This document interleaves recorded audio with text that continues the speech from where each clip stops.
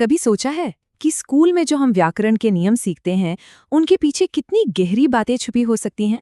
आज हम वाक्यों की इसी छिपी हुई दुनिया को समझने की कोशिश करेंगे और ये सब शुरू होता है सिर्फ एक शब्द से, विधेय। चलिए एक बहुत ही आसान से वाक्य से शुरू करते हैं। चरवाहा एक आवाज सुनता है। पहली नजर में तो ये बिल्कुल सीधा साधा लगता है ना?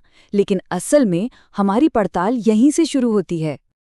आप देखिए, अगर हम इस वाक्य को इसके दो सबसे जरूरी हिस्सों में तोड़ें तो हमें मिलता है कौन यानी चरवाहा, और दूसरा हिस्सा है क्या हुआ, एक आवाज सुनता है। हर पूरा वाक्य असल में इन्हीं दो आइडियाज पर टिका होता है। ग्रामर की दुनिया में इन दो हिस्सों के खास नाम हैं। जो कौन या क्या वाला हिस्सा है वो है कर्ता, जिसे अंग्रेजी में सब्जेक्ट कहते हैं, और जो क्या हुआ वाला हिस्सा है वो है विधेय यानी प्रेडिकेट। और बस यही शब्द विधेय आज हमारी पूरी बातचीत का केंद्र है। तो ये विधेय आखिर है क्या चीज? देखिए, सीधी सी बात है, ये वाक्य का वो हिस्सा है जिसमें एक्शन होता है, यानी क्रिया। ये हमें बताता है कि कर्ता क्या कर रहा है या कर्ता के बारे में क्या कहा जा रहा है। यही वो हिस्सा है जो कहानी को आगे बढ़ाता है। लेकिन यही छोटा सा ग्रामर का नियम हमें सीधे फिलॉसफी यानी दर्शन की दुनिया में ले जाता है। महान दार्शनिक अरस्तू का मानना था कि सच्चाई बनती ही तब है जब हम किसी चीज के साथ कोई गुण जोड़ते हैं, यानी विधेय करते हैं। सोचिए, एक साधारण सा ग्रामर का नियम अचानक से सच्चाई को समझने का एक गहरा जरिया बन जाता है। तो चलिए वापस ग्रामर पर आते हैं। जैसा हमने कहा, विधेय सिर्फ एक क्रिया नहीं है, ये उससे कहीं ज्यादा है। ये कई अलग अलग रूप ले सकता है। चलिए देखते हैं कि ये कितना वर्सेटाइल हो सकता है। अब इस टेबल को देखिए, इससे पता चलता है कि विधेय कितने अलग अलग तरह के हो सकते हैं। सबसे पहले है सरल विधेय, मतलब सिर्फ मेन एक्शन, जैसे भौंका। फिर आता है पूर्ण विधेय, जिसमें एक्शन के साथ साथ सारी डिटेल्स भी होती हैं, जैसे डाकिया पर जोर से भौंका। अगर कर्ता एक साथ दो काम करे तो वो बन जाता है यौगिक विधेय, जैसे जोर से भौंका और अपनी पूंछ हिलाने लगा। कभी कभी विधेय विशेषण भी होता है जो कर्ता के बारे में बताता है, जैसे उत्तेजित लग रहा था। और एक होता है विधेय संज्ञा, जो कर्ता को एक नई पहचान देता है, जैसे एक स्थानीय नायक बन गया। देखा, एक ही आइडिया को कहने के कितने सारे तरीके हैं। चलिए अब फिर से फिलॉसफी की तरफ चलते हैं। कर्ता और विधेय का ये जो आइडिया है, ये सिर्फ वाक्य बनाने के लिए नहीं है। असल में ये इस बारे में है कि हमारा दिमाग इस दुनिया को समझता कैसे है। फिलोसोफर्स के लिए किसी चीज पर कुछ विधेय करना एक जजमेंट देने जैसा है।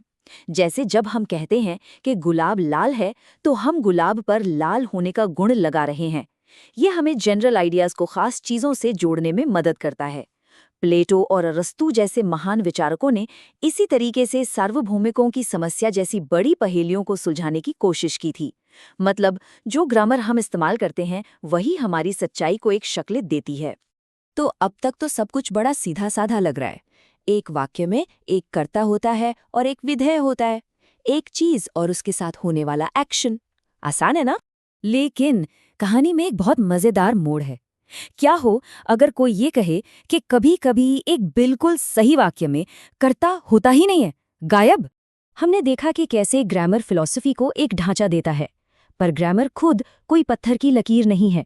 ये एक जीती जागती चीज है जो बदलती है और कभी-कभी तो अपने ही बनाए नियम तोड़ देती है।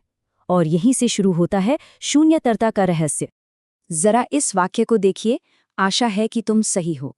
सोचिए, इसमें कर्ता कहाँ है? कौन आशा कर रहा है? मैं, है ना? मैं आशा करता हूं, पर मैं तो वाक्य में है ही नहीं, वो गायब है। और फिर भी हम सबको इसका मतलब समझ में आ रहा है। भाषा की दुनिया में इस खाली जगह को जीरो के चिन्ह से दिखाते हैं। तो इसकी किताबी परिभाषा क्या है? ये तब होता है जब एक पूरे वाक्य में कर्ता मौजूद नहीं होता, जबकि वहां एक सर्वनाम जैसे कि मैं या तुम हो सकता था और उसके बिना भी वाक्य का मतलब नहीं बदलता। और यहाँ सबसे जरूरी बात ये है कि ये कोई ग्रामर की गलती नहीं है, ये एक खासियत है, एक फीचर है। ये इस बात का सबूत है कि इंग्लिश पूरी दुनिया में कैसे बदल रही है, कैसे विकसित हो रही है। कुछ भाषाएं जैसे स्पेनिश या इटालियन, उनमें तो ये आम बात है, लेकिन इंग्लिश में इसका दिखना एक बहुत ही दिलचस्प डेवलपमेंट है। और ये सिर्फ कोई थ्योरी नहीं है, इसके पीछे पक्का डेटा है। जरा 2024 के एक भाषा विज्ञान के रिसर्च पेपर का ये चार्ट देखिए। ये दुनिया में बोली जाने वाली 8 अलग अलग तरह की इंग्लिश में शून्यकर्ता के इस्तेमाल की संभावना को दिखाता है। आप देख सकते हैं कि हर जगह ये संभावना अलग अलग है, जो साबित करता है कि ये कोई इत्तेफाक नहीं है। इस चार्ट में जो दिख रहा है उसे एक तरह का स्पेक्ट्रम या क्लाइन कहते हैं। रिसर्च में पता चला कि श्नाइडर के डायनामिक मॉडल के हिसाब से जो इंग्लिश की किस्में ज्यादा स्थापित हैं, जैसे कि ऑस्ट्रेलियन इंग्लिश, उनमें शून्यकर्ता का इस्तेमाल करने की संभावना ज्यादा होती है, और जहां ये कम स्थापित है, जैसे पाकिस्तानी इंग्लिश, वहां इसकी संभावना कम होती है। ये एक बहुत बड़ी बात बताता है कि भाषाएं वक्त के साथ और आसान और संक्षिप्त होने के लिए खुद को बदलती हैं। तो इन सब का आखिर मतलब क्या निकलता है? हम साधारण ग्रामर से शुरू हुए, फिलॉसफी तक गए, और अब पूरी दुनिया की भाषाओं के विकास को देख रहे हैं। ये सब आपस में जुड़ता कैसे है?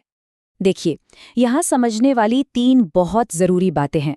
पहली, बिल्कुल प्रैक्टिकल लेवल पर विधेय को समझना हमें एक बेहतर लेखक और वक्ता बनाता है। दूसरी, जरा गहरे फिलॉसफिकल लेवल पर ये हमें दिखाता है कि भाषा सिर्फ बातचीत का जरिया नहीं है, बल्कि ये हमारी सच्चाई को, हमारी रियलिटी को समझने का एक तरीका है। और तीसरी, विकास के लेवल पर शून्यकर्ता हमें याद दिलाते हैं कि भाषा कोई पत्थर की लकीर नहीं है। ये एक जीवित सांस लेने वाली चीज है जो दुनिया भर में लोगों के साथ बदलती और विकसित होती है। और ये सब हमें एक आखिरी बड़े सवाल पर लाकर छोड़ देता है। सोचिए, अगर ग्रामर के इतने बुनियादी नियम, जैसे कि हर वाक्य में एक कर्ता होना ही चाहिए, पूरी दुनिया में बदल सकते हैं, तो फिर हमारे कम्युनिकेशन, हमारे संचार के भविष्य का क्या मतलब है? ये एक ऐसा सवाल है जो भाषा के विकसित होने के साथ साथ और भी जरूरी होता जाएगा।